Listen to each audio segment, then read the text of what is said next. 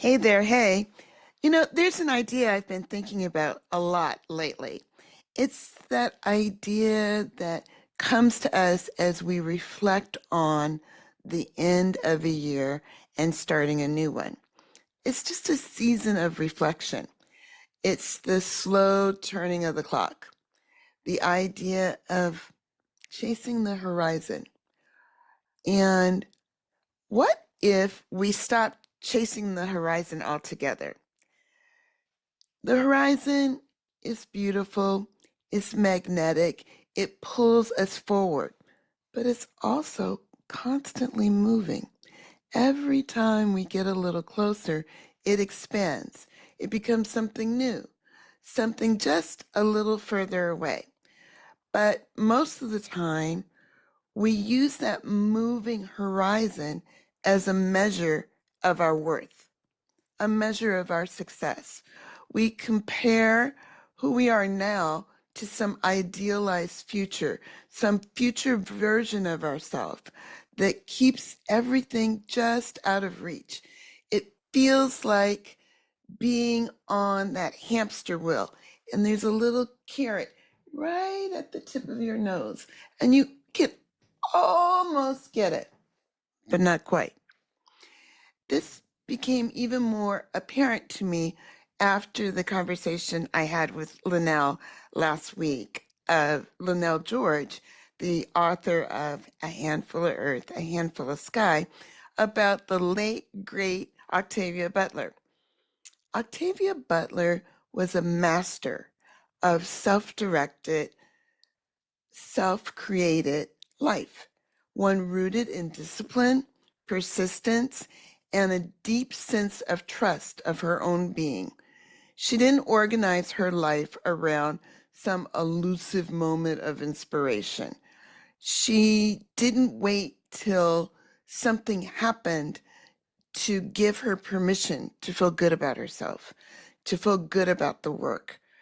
She didn't wait until some outside force told her she had achieved and she was worthy of self-expression. She organized her life around the present moment and the habits that she could actually control. She is famous for this quote: "First, forget about inspiration. Habit is more dependable.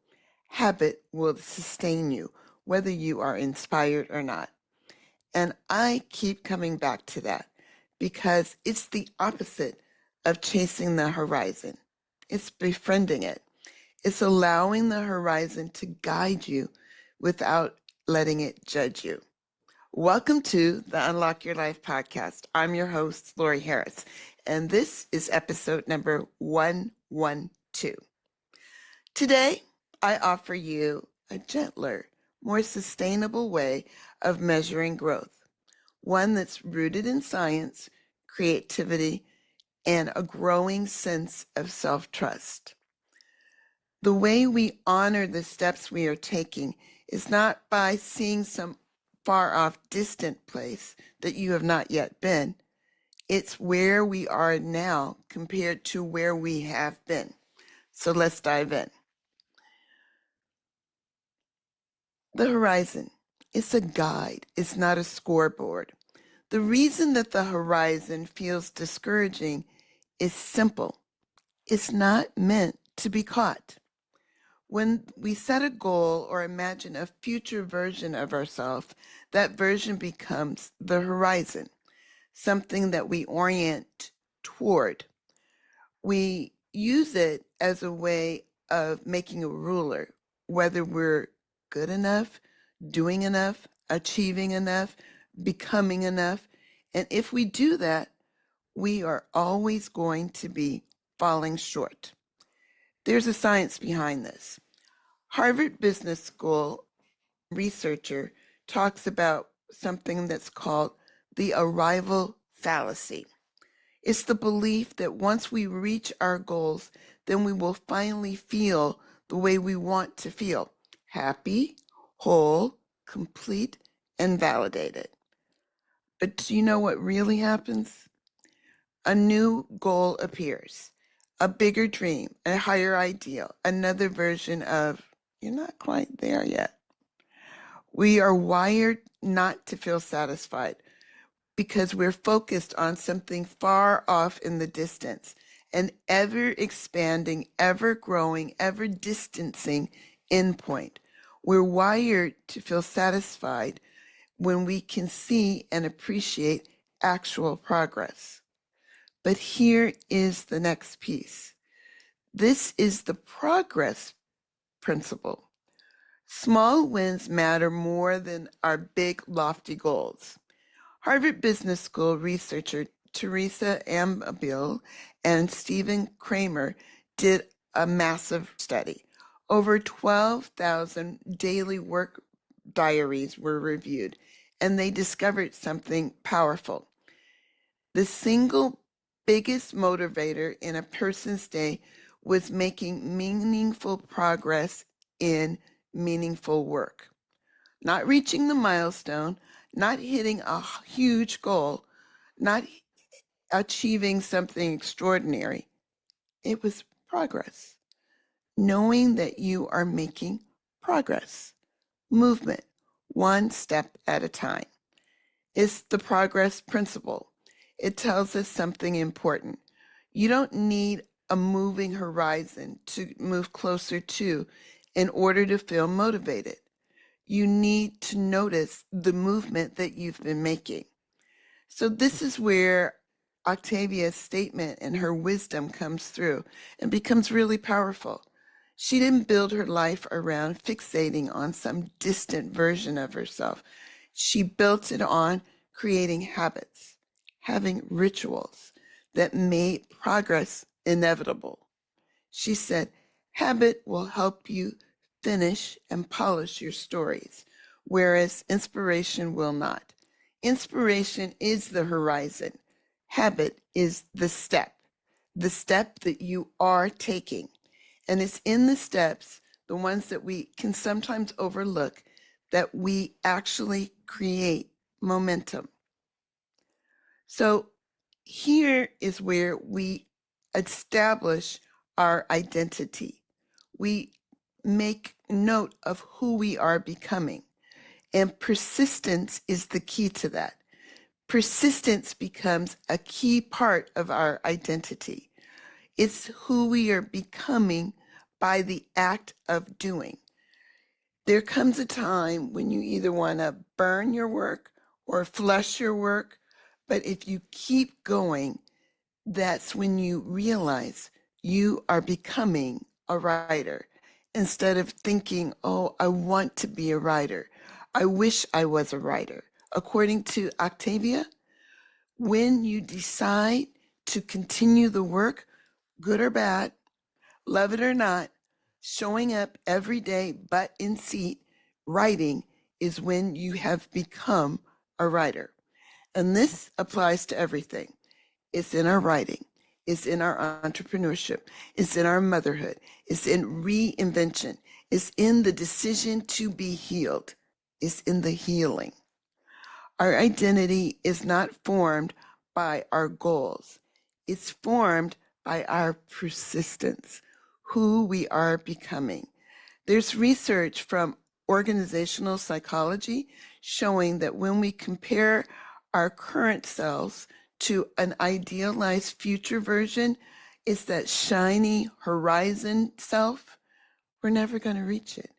We experience a drop in our motivation, and that doesn't increase anything. It doesn't build momentum. Why? Because all our mind can see is the gap, not growth. Our minds have a negativity bias.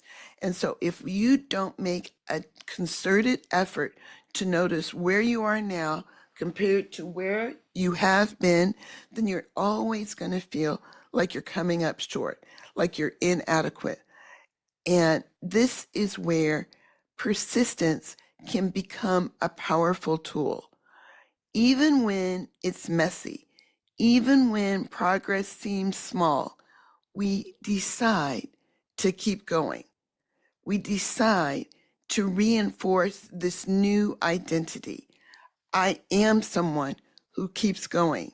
I am someone who follows through. I am the person that I am becoming. Identity is worth far more than reaching any particular milestone. So we're going to make a decision. I'm imploring you to measure backward, not forward. This is where a shift can happen. It's a psychological reset. When you stop measuring your life by how close you are to the horizon and start measuring it by how far you've come, you'll feel better about yourself and you will be able to see the progress that you have already made, and that will feel good. That will be exciting. Think about where you were a year ago. Think about what was worrying you, what you were dreaming about, and what was unclear then that now you have already worked out. Have you grown in ways that you didn't even notice because you were so busy looking ahead at how far the finish line seemed? I'm going to ask you to roll it back a little bit and think about how far you've come. So give yourself credit for who you are becoming. We are never static. We are never standing still. We're either growing and expanding or we're deteriorating. I'm inviting you to look at all the ways you have grown. Not enoughness becomes, look at how far I've come.